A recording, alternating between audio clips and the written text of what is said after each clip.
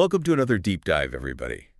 Today we're going to be looking at the history and philosophy of homosexuality. Okay. And for this, we have a really interesting source. It's the Stanford Encyclopedia of Philosophy, entry on homosexuality. Yeah, it's really a great piece. It's comprehensive. It has a lot in there. We're going to be going from ancient Greece to the modern era. We're going to be looking at how societal attitudes have changed towards homosexuality over time, and how our understanding of homosexuality has also changed over time. I think this source is so great because it really brings together historical analysis, social context, philosophical arguments. It really gives you a multidimensional view of the topic. Absolutely. I'm excited to dive in. Yeah. So let's start with ancient Greece.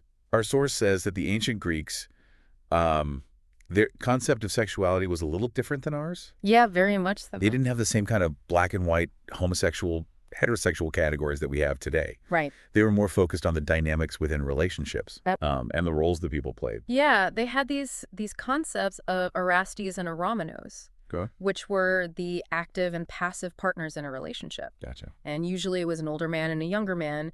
And this is that concept of pederasty, which was actually accepted within their society. Accepted within their society. And that's really interesting to think about from our modern perspective.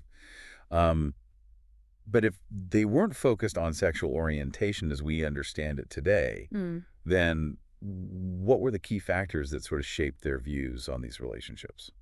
Well, mentorship and social standing were actually deeply intertwined with these relationships. Interesting. So it was really a totally different way of thinking about things than we do today. Right. It just really shows how much our understanding of sexuality has evolved. And how much culture influences what we consider natural. Exactly. So how did this kind of perspective on sexuality transition as we move into ancient Rome? Well, initially, Rome actually mirrored Greece's acceptance of same-sex relationships, especially during the Republic. But as the Roman Empire rose, societal attitudes began to shift towards a more negative view of those types of relationships. Okay.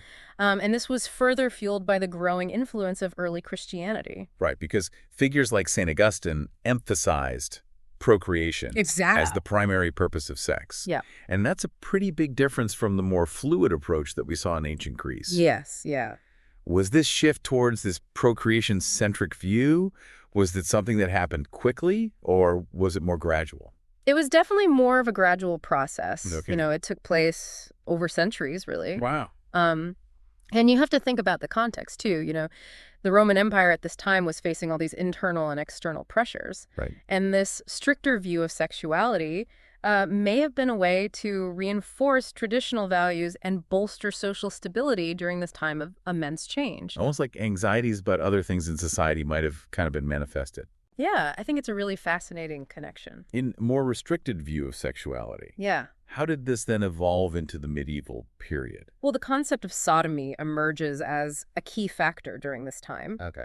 But it's important to remember that sodomy had a much broader meaning than it does today. Right. It wasn't just about same-sex relations. It was about any non-procreative sexual act, including even those between a man and a woman. So even within a marriage, right, if the purpose of the act wasn't procreation, it could be considered sodomy. Exactly. And that shows just how deeply entrenched this procreation-centric view had become. Wow. You know, thanks in large part to the theological framework that really dominated the medieval period. Right. Procreation within marriage was basically the only permissible form of sexual expression. What were the consequences for people who didn't conform to that? Like, was it just social disapproval, or were there actual legal ramifications? Well, the penalties for sodomy could actually be quite severe. Although, you know, enforcement varied across regions and time periods. Right. It wasn't always a consistent, harsh crackdown. Gotcha. But the potential for punishment was definitely there. Right. And it shows just how different their understanding of sexuality was from ours. Right. So it seems like our views on sexuality have liberalized over time. Yeah. And our source points to the 18th and 19th centuries as a time when this change really started to accelerate. What led to this shift? Well, one of the major catalysts was the decline of the church's dominance. Okay. And the rise of secular thought, right, especially in medicine and psychology. Interesting. And that's where we really start to see this idea of homosexuality as an inherent characteristic. Gotcha. So as opposed to a sin. So instead of being like a moral failing, it starts to be seen as something that's like inborn. Exactly. Did that have any impact on how society treated people who identified as homosexual. Yeah, absolutely. It had huge legal and medical implications. For one thing, it really sparked discussions about decriminalizing homosexuality, Right. which was a big step. That's progress. What about on the medical side? How did that affect things?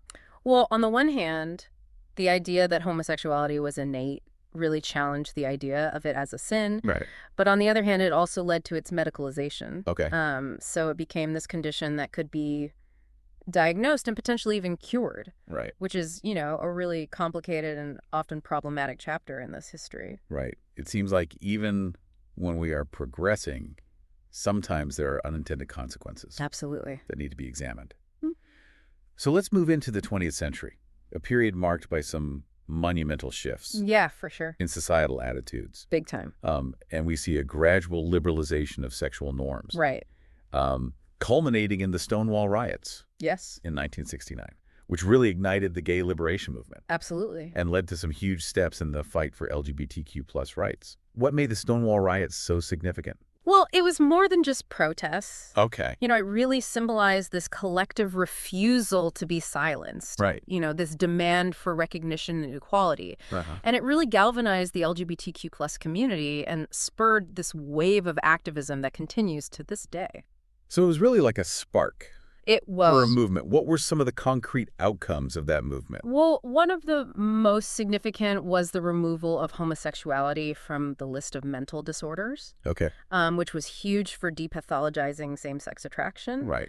We also saw increasing legal and social acceptance of LGBTQ+ individuals. Okay. But of course, the fight for equality isn't over, as Yeah. we know from things like the AIDS epidemic and ongoing backlash Right. against LGBTQ+ rights.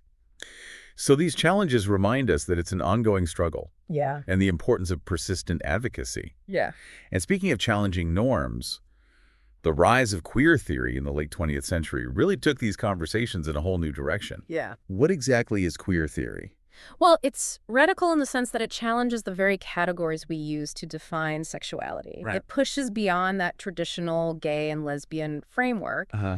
and questions this idea of fixed sexual identities altogether. So it's almost like it's asking us to dismantle the way that we think about Exactly. how we categorize people based on sexuality Exactly. and urging a more fluid understanding. You got it. It's about recognizing the limitations and potential harm of these rigid classifications Okay. and embracing a more nuanced view of sexual and gender identity. This is definitely complex and intriguing. Yeah. I'm ready to dive deeper. All right, let's do it. Let's unpack these core tenets of queer theory and really explore how it challenges our understanding of sexuality. Okay. Get ready to have your mind blown. I am. It really encourages us to reconsider how we conceptualize sexuality. I'm ready for that mind-blowing experience you promised. Where do we begin with this whole deconstruction of categories idea? Yeah. It seems pretty abstract to me. Think about it this way. Queer theorists argue that the very labels we use, heterosexual, homosexual, they aren't inherent in nature. They're actually products of social and cultural forces. So you're saying that these categories aren't meaningless, but we shouldn't assume that they're universal or natural. Exactly. Queer theory pushes us to examine how these categories are constructed and reinforced. Language, medical discourse, social norms, all these things play a part. And importantly, queer theory argues that these categories aren't neutral. They carry power dynamics that can be used to marginalize certain groups. I see what you mean, like how certain words can box people in, limit their opportunities just by the label itself. Exactly. And that brings us to the term queer itself. Queer theorists reclaim this word, a word that's historically had a lot of negative baggage, to challenge this whole idea of fixed normalizing categories. So by using queer, they're kind of turning the tables and saying, we won't be defined by your limited and often oppressive labels. That's a great way to put it. Queer becomes this umbrella term encompassing a spectrum of sexualities and gender expressions that defy mainstream categorization. It's about fluidity. It's about resisting the pressure to conform to these predefined boxes. Okay, I think I'm starting to grasp the broader concept. Mm-hmm. But how does queer theory actually function in practice? What kind of questions are queer theorists asking? They're asking questions like, how do power structures shape our understanding of sexuality? How does language create and reinforce norms? How do medical and scientific categories control and categorize bodies? And ultimately, how can we disrupt these systems to create a more just and equitable world? So it sounds like queer theory is deeply concerned with analyzing how power operates, often in subtle and invisible ways. You're getting it, and one of its key insights is that heterosexuality itself is a social construct, not some natural default. Wait, hold on. Explain that a bit more. How can heterosexuality be a social construct? It seems so biological, so fundamental to our species. That's the dominant narrative for sure, but queer theorists argue that even seemingly biological phenomena are interpreted and given meaning within specific cultural contexts. They suggest that this idea of heterosexuality as the natural order of things has been historically constructed to maintain certain power structures, often at the expense of those who don't conform. So even our understanding of biology is influenced by social forces. Exactly. Queer theory helps us to see how even seemingly objective categories are often loaded with cultural assumptions and biases, and by questioning these assumptions, we can start to imagine new possibilities for how we understand ourselves and our relationships. This is incredibly thought-provoking, but Yeah. I have to admit, I'm also wondering about the practical implications. Like, what does queer theory actually do in the real world? Well, for one thing, it gives us a powerful framework for analyzing and critiquing social injustice. By understanding how heteronormativity operates, we can challenge discriminatory laws, policies, social practices more effectively. So it's not just an academic exercise. It has the potential to drive real social change. Absolutely. Queer theory has been incredibly influential in various fields: law, literature, feminist studies, even pop culture. It helps us to see the world through a different lens, one that questions assumptions and exposes hidden power dynamics. That's definitely valuable. But our source also mentions that queer theory has faced criticism even within the LGBTQ plus community itself. What are some of the main points of contention? One common criticism is that queer theory is too abstract and academic, disconnected from the lived experiences of LGBTQ plus people. Some argue that its focus on deconstructing categories can actually make it harder to build solidarity and fight for specific political goals. So it's like the classic debate between theory and practice. Exactly. Another criticism is that queer theory can sometimes focus too narrowly on the experiences of white middle-class LGBTQ plus individuals, overlooking the unique challenges faced by people of color, transgender individuals, and those from other marginalized communities. That's a crucial point. Intersectionality is so important to recognizing that people experience oppression in different overlapping ways. Absolutely. And some critics also argued that the deliberate use of the word queer, given its potentially offensive connotations, might actually be counterproductive to the goal of broader LGBTQ plus acceptance.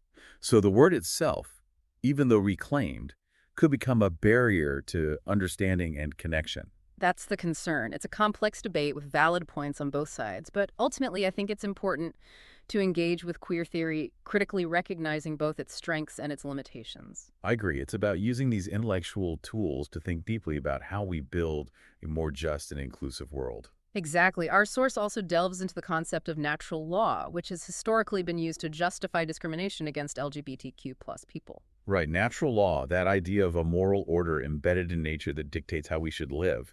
It's been used to argue for and against all sorts of things throughout history. Exactly. And when it comes to homosexuality, natural law has often been used to argue that it's unnatural, immoral, even sinful.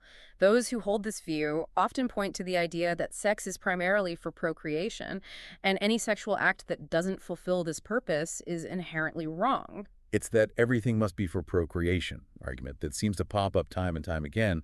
But hasn't that been challenged quite effectively? After all, plenty of heterosexual couples have sex without the intention of having children, and that's not generally considered immoral. You're right. Many critics of the natural law approach to homosexuality point out this very inconsistency.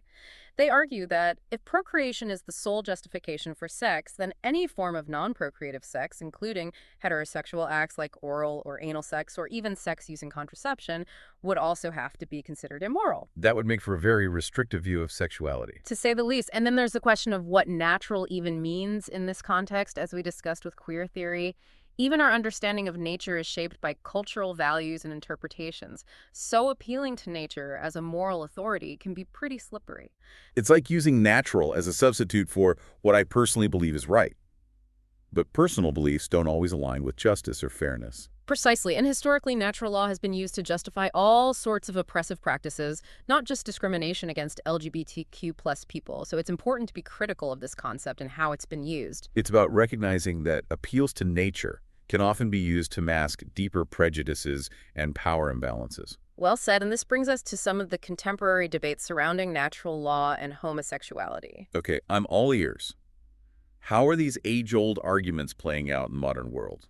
Well, some contemporary natural law theorists, particularly those influenced by thinkers like Thomas Aquinas, have tried to refine and update these arguments.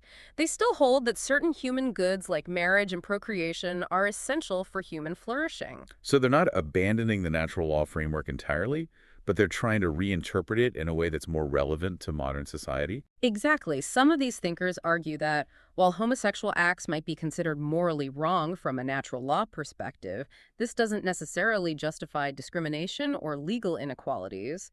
They emphasize the importance of respecting the dignity of all individuals regardless of their sexual orientation.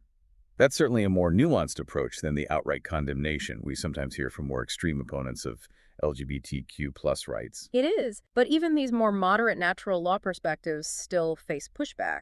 Critics argue that they're ultimately relying on a narrow and restrictive definition of marriage and family that excludes same-sex couples. It circles back to that idea that procreation is the defining characteristic of marriage, which many people today find outdated and unfair. Precisely. And these debates raise really fundamental questions about the role of religion and morality in public life. Yeah. To what extent should religious beliefs, even those rooted in centuries of tradition, dictate laws and policies that affect everyone in society? That's a huge question and one we're still grappling with today. Absolutely, and it reminds us that even abstract philosophical debates can have very real, tangible consequences in the world.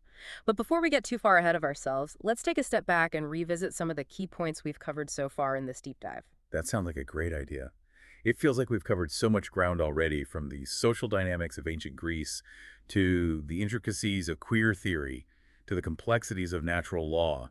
It's been a whirlwind of information, but I'm definitely feeling more informed. It's been quite a journey, hasn't it? And what's remarkable is that we've only scratched the surface of this multifaceted topic. But even just scratching the surface reveals how much there is to learn and how important it is to continually question our assumptions. Absolutely, and that's the beauty of this kind of exploration. It pushes us to expand our understanding and embrace new ways of seeing the world. Exactly. So as we wrap up this portion of our deep dive, let's take a moment to reflect on some of the key takeaways and consider some thought-provoking questions that might guide your own continued exploration of this fascinating topic. All right, so let's do that recap. Let's kind of look back at everything we've talked about. We started in ancient Greece, where sexuality wasn't so much about like a fixed identity, but more about the roles people played in relationships.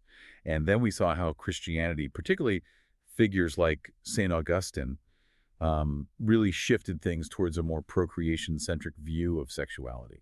And that view really dominated in the medieval period, where the concept of sodomy was used to condemn any kind of non-procreative sexual act. Yeah, and it's amazing how that procreation focus really just stuck around for so long, shaping laws and norms and even like how people understood their own desires. Totally. And then we get to the 18th and 19th centuries, where secular thought starts to challenge that dominance, especially in fields like medicine and psychology. And that's where we see this idea that maybe homosexuality is an innate characteristic coming out, which starts to move the conversation away from sin towards something more natural. But like you said, it also had some downsides, like the whole medicalization of homosexuality. Right, it's like one step forward, two steps back sometimes. Even with the best intentions, you can end up creating new problems that need to be addressed. Definitely.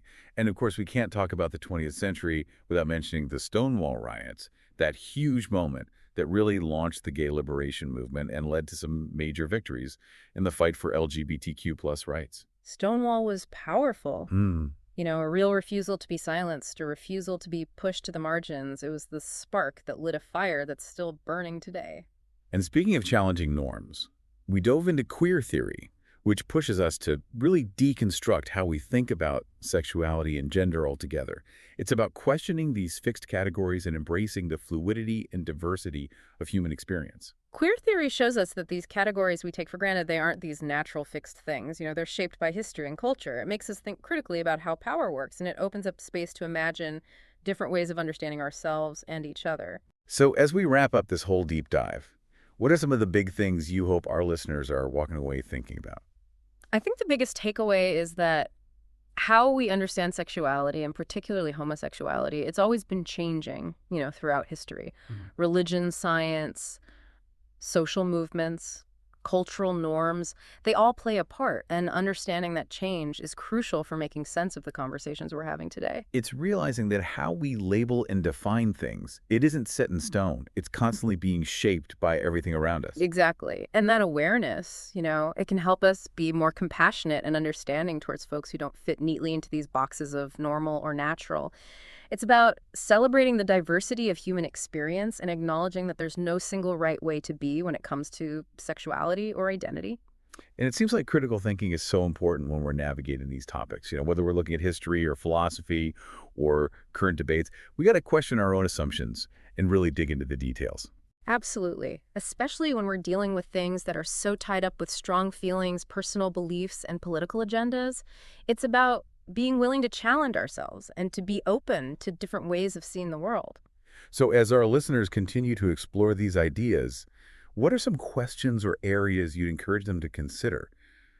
What can they take from this deep dive and keep exploring on their own?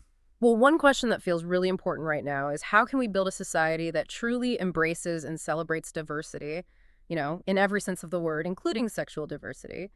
What needs to change legally, socially, culturally to make that happen? That's a big one. It's about going beyond just tolerating differences and actually working towards real acceptance and understanding. Exactly. And I'd encourage folks to look into the intersectionality of LGBTQ plus identities too.